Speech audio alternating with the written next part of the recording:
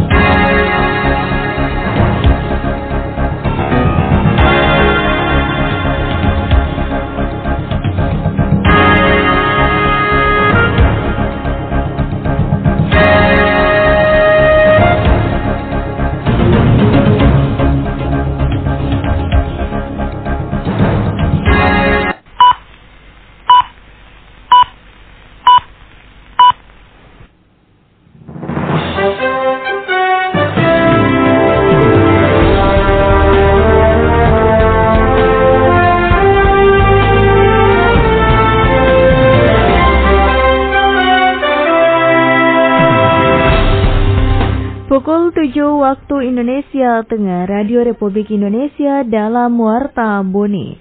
Sari berita, Pemda mengajukan pinjaman ke Bank Sulselbar untuk membiayai THR pegawai. Antisipasi ancaman krisis pangan, penyuluh dan kelompok tani dihimbau memanfaatkan lahan pekarangan. Inilah Warta Bone selengkapnya bersama saya, Eni Adnan.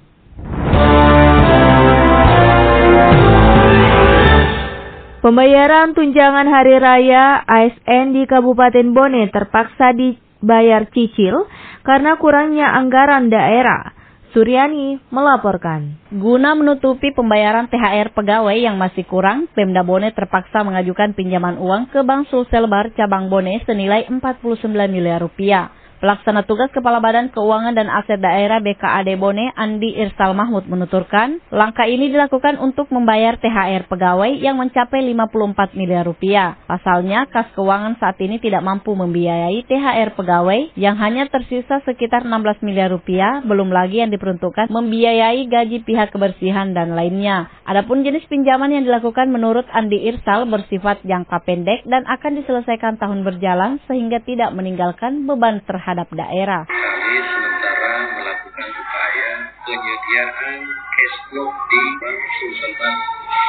Kasnya ini, kalau itu kan THR sudah ada di posnya di APBD pokok 2020. Ada di situ cuma terbatas dana transfer dari keuangan sehingga untuk pembayaran THR itu belum bisa kami cover. Kalau Kementerian Keuangan yang kita tunggu dana transfer pusat itu di kisaran 70 miliar. Gaji per bulan PNS itu 54 miliar. Jadi 70 kurang 54 sisa 16.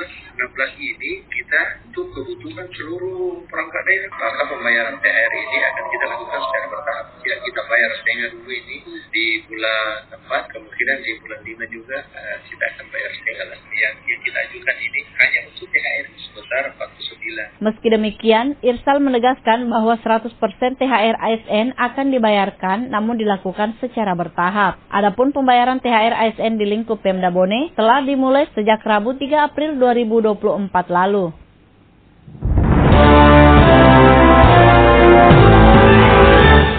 Dinas Perhubungan Kabupaten Bone siapkan 70 personil patroli untuk menjaga keamanan lalu lintas saat arus mudik dan balik Lebaran Idul Fitri 1445 Hijriah.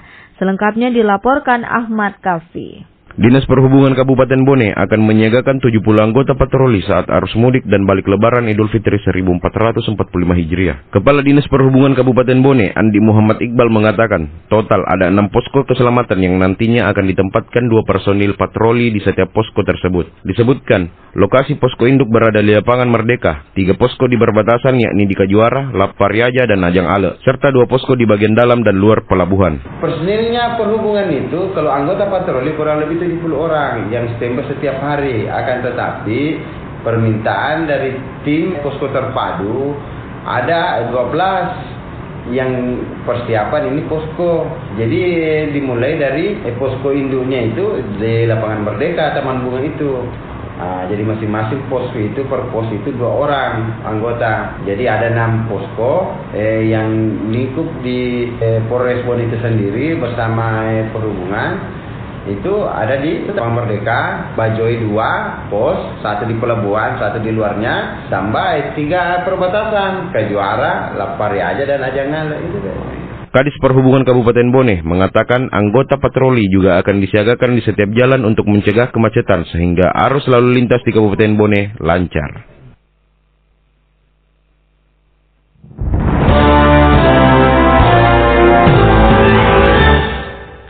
Masyarakat dihimbau dapat memanfaatkan pekarangannya untuk menanam sayuran sebagai upaya mengantisipasi krisis pangan. Selengkapnya dilaporkan Firdaus Gapar.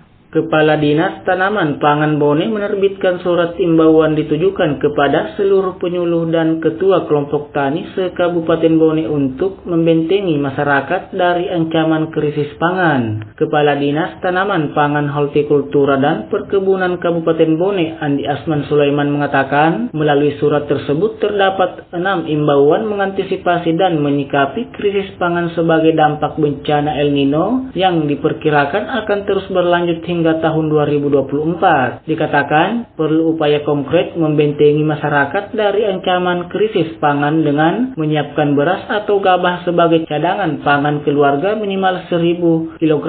Olehnya itu, pihaknya mengimbau melalui penyuluh dan ketua kelompok tani memanfaatkan lahan pekarangan dengan menanam sayuran dan tanaman lain sebagai penyangga pangan. Dalam rangka mengantisipasi dan menyikapi krisis pangan sebagai dampak bencana El Nino yang diperkirakan akan terus berlanjut hingga tahun 2024. Olehnya itu, perlu upaya konkret membentengi masyarakat dari ancaman krisis pangan dengan menyiapkan beras atau gabah sebagai cadangan pangan keluarga minimal 1.000 kg, serta memanfaatkan lahan pekarangan dengan menanam sayuran dan tanaman lainnya. Lebih lanjut, Andi Asman juga mengimbau segera dilakukan diversifikasi pangan, yakni membiasakan konsumsi pangan selain beras, serta memanfaatkan sumber-sumber air yang efektif atau dengan pompanisasi untuk mengoptimalkan lahan sawah agar tetap dapat tertanami.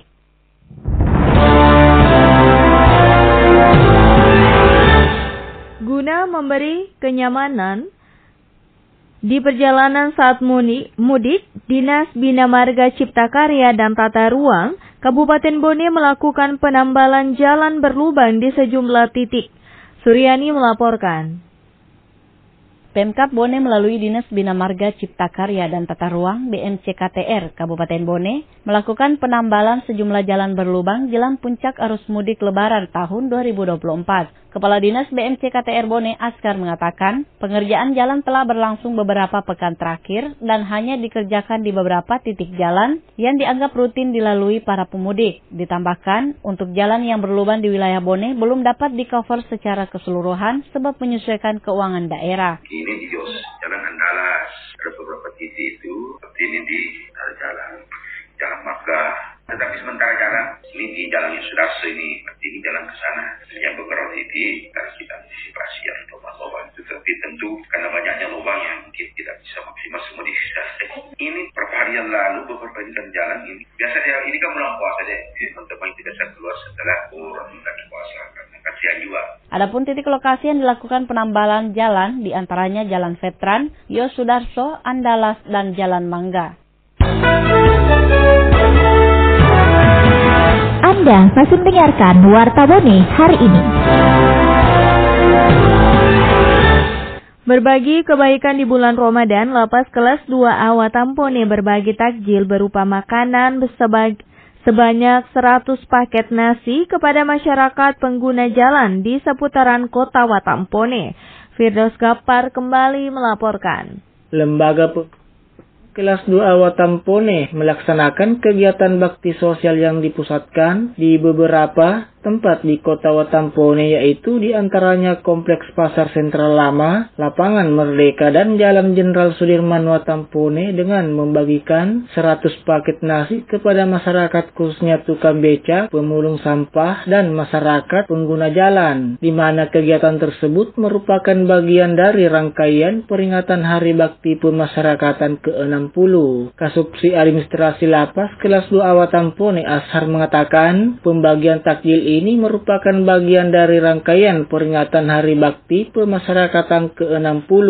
Dikatakan aksi ini dilaksanakan sebagai bentuk wadah untuk membentuk rasa kebersamaan, solidaritas, dan kepedulian insan pemasyarakatan terutama di bulan suci Ramadan. Dalam rangka memperingati Hari Bakti Pemasyarakatan yang ke-60, Lapas Watampone melaksanakan kegiatan bakti sosial yang dilaksanakan di sekitaran kota Watampone dengan membagikan sebanyak 100 paket nasi. Di mana kegiatan ini merupakan pembagian takjil bagi masyarakat yang dipusatkan di beberapa tempat, antara lain Kompleks Pasar Sentral Lama, Lapangan Merdeka, dan Jalan Jenderal Sudirman, Kabupaten Bone. Kami berharap dengan kegiatan ini mampu menumbuhkan rasa kebersamaan dan berbagi terhadap sesama masyarakat di bulan Ramadan. Ashar menambahkan, dengan kegiatan ini dapat memberikan inspirasi kepada lebih banyak orang untuk terus berbuat kebaikan hingga berdampak positif dalam mempererat silaturahmi antara Lapas Watampone dan masyarakat.